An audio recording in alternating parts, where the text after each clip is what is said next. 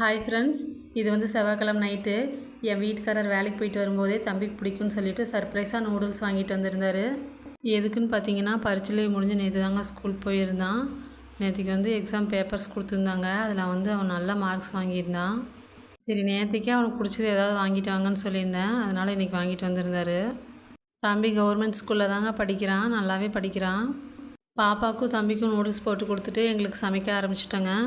2 பேர்த்துக்கு மட்டும்தாங்கிறதுனால 2 தக்காளியை வெட்டி போட்டு உடச்சி ஊற்றின முட்டை கிரேவி செஞ்சுக்கலான்னு சொல்லிட்டு சமைக்க ஆரம்பிச்சிட்டாங்க. ஒரு பாத்திரத்தில் எண்ணெய் ஊற்றி சோம்பு, பெரிய வெங்காயம், பச்சை மிளகா, கருவேப்பிலை போட்டு தாளித்து விட்டுக்கலாம். கொஞ்சமாக இஞ்சி பூண்டு பேஸ்ட்டு போட்டு பச்சை வாசனை போகிற வரைக்கும் நல்லா கலரி எடுத்துக்கலாம். அப்புறமா 4 தக்காளி வெட்டி போட்டு நல்லா வணங்கினோன்னே சிக்கன் மசாலா, கரம் மசாலா, மட்டன் மசாலா, மிளகாத்தூள் போட்டு நல்லா வணக்கி எடுத்துக்கலாம்.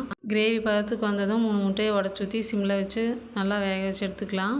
அவ்வளோதான், உடச்சி ஊற்றின முட்டை கிரேவி ரெடி ஆயிடுச்சு. இந்த வீடியோ பிடிச்சிருந்தா மறக்காமல் நம்ம சேனலுக்கு சப்ஸ்கிரைப் பண்ணி சப்போர்ட் பண்ணுங்கள்.